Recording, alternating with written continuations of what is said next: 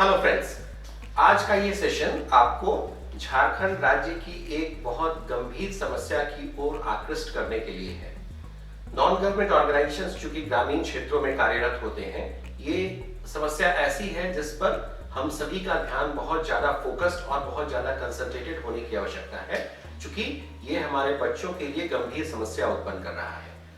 आज के समय में झारखंड में मानसिक रोगों और मानसिक दिव्यांगता की जो स्थिति है वो एक गंभीर आंकड़ों की स्थिति में झारखंड पहुंच गया है।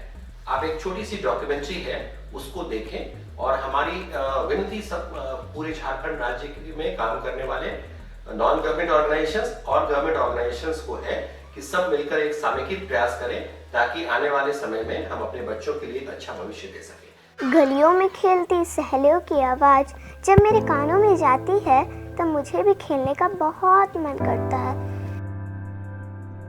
लेकिन मैं क्या करूं? मम्मी कहती है कि सबके साथ मैं खेल नहीं सकती,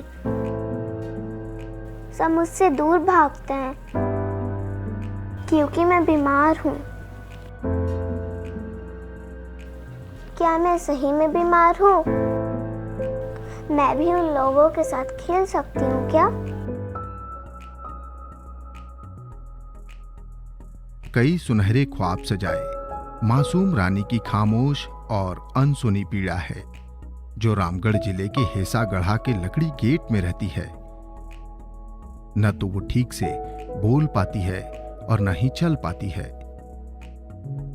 इलाज के बाद भी रानी की हालत ठीक नहीं हो पाई है। कई डॉक्टर्स ने तो इसे लाइलाज बीमारी बता दिया। 4 बहनों में रानी सबसे बड़ी है और बाकी बहनों के साथ भी इसी तरह की समस्या है। वह मानसिक रूप से दिव्यांग है। एक बार ले गए थे बचपने में कि जो एक बच्चा सोचता है कि विकलांग है तो दिखाएंगे तो कहीं भी प्रवास होगा मेडिकल में, तो वहीं दोनों बच्चा के लेके जाते। दो बार गए, 2 बार में खाली नशा में पूरा थी लगा दिया था, जो सुई जैसा रहता है पूरा हल्का, वो वाला पूरा नशा में लगा दिया था बचवा को। 2 बार गए थे, दोनों बार वही तरीका कर दिया था। तो वहाँ रहने बोल रहा था, तो वहाँ उतना मेरे पास पैसे नहीं था। उन्होंने यार गए थे 2 बार, तो कैसे रह पाएंगे भाड़ा घर में यहाँ। रानी अकेली ऐसी नहीं है। 15 वर्ष की आयु से कम कई ऐसे बच्चे हैं जिसके साथ मानसिक समस्या है।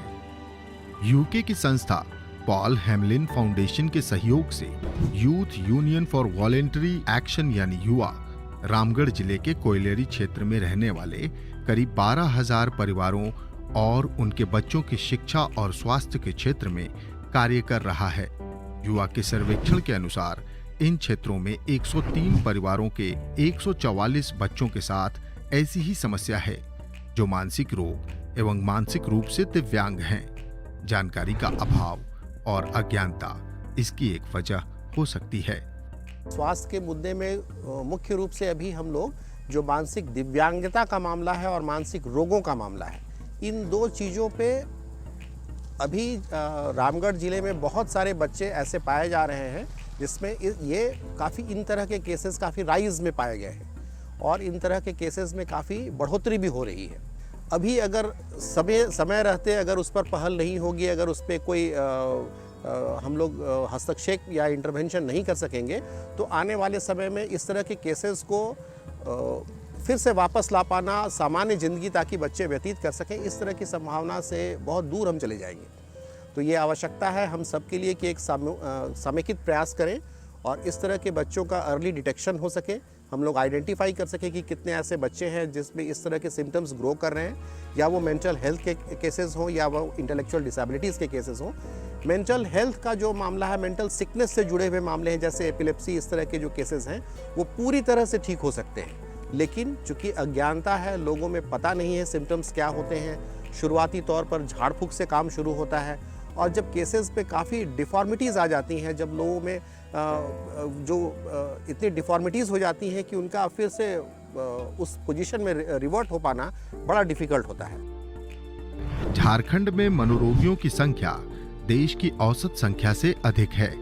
राष्ट्रीय मानसिक स्वास्थ्य सर्वे की एक रिपोर्ट के अनुसार झारखंड में कुल आबादी का 11.1% आबादी मानसिक बीमारी का शिकार है, जबकि पूरे देश में आबादी के करीब 10.6% आबादी में मनोरोग के लक्षण हैं। देखिए, अधिकतर ये देखा जाता है मानसिक रूप से जो बच्चे दिव्यांग हो जाते हैं या जिनका विकास एक तरह से अवरुद्ध हो चुका है, तो उसके अलग अलग लेवल्स होते हैं। जैसे हम लोग बोलते हैं mild intellectual disability, moderate level का हो सकता है, सीवियर लेवल का हो सकता है, प्रोफाउंड लेवल का हो सकता है। तो ये निर्भर करता है कि जो दिव्यांगता है उसका स्तर कितना है, और थोड़ी जांच होनी चाहिए, थोड़ा इसका विश्लेषण किया जाना चाहिए। आखिर इस सघन क्षेत्र पे ऐसा क्या हो रहा है जो एक साथ कई सारे परिवार के बच्चे इस तरह से एक तरह से बीमारी को ग्रसित हो रहे हैं। रामगढ़ को कोयले का गढ़ माना जाता है। अनियंत्रित खनन के कारण इस क्षेत्र की भूमि, जल, जंगल और हवा बर्बाद हो गई है। प्राकृतिक संसाधनों के नुकसान या प्रदूषण ने मानव जीवन की गुणवत्ता को नष्ट कर दिया है। यहाँ लोगों को शुद्ध पानी नहीं मिलता है। लोग यहाँ कोयला खनन के बाद बने तालाबों या कुएं में जमे केमिकल युक्त पानी का इस्तेमाल नहाने, धोने तथा पीने के लिए करते हैं। इस क्षेत्र में लंबे समय तक रहने से लोगों को सामान्य कमजोरी, मानसिक बीमारी, बच्चों में मंद बुद्धि, एनोरेक्सिया, भोजन पचाने में मुश्किल, सिर दर्द, नींद की कमी, उच्च रक्तचाप और एनीमिया अपनी चपेट में ले रहा है।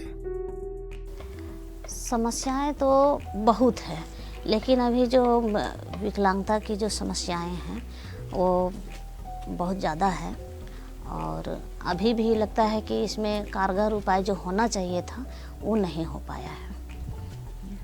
और अभी देखा जाए तो मानसिक रूप से भी कुछ बच्चे हैं हमारे पंचायत में जो मानसिक रूप से कमज़ोर हैं, और जिसके कारण उनका शरीर भी प्रभावित हो रहा है। अगर मन ठीक नहीं रहेगा तो शरीर भी तो कमज़ोर रहेगा। इसीलिए वो मानसिक ही नहीं, जो मानसिक रूप से कमज़ोर होते हैं वो शारीरिक रूप से भी कमज़ोर हो जाते हैं। मन बीमार हो तो तन के साथ साथ उत्साह, उम्मीद, खुशी सब बीमार हो जाता है। आज मानसिक बीमार बच्चों को भरपूर सहयोग की आवश्यकता है। वक्त रहते ऐसे बीमारी की चपेट में आ रहे बच्चों का पता लगाकर उनका इलाज कराना बेहद जरूरी है, नहीं तो आने वाली पीढ़ी किसी नए बीमारी को जन्म दे सकती है।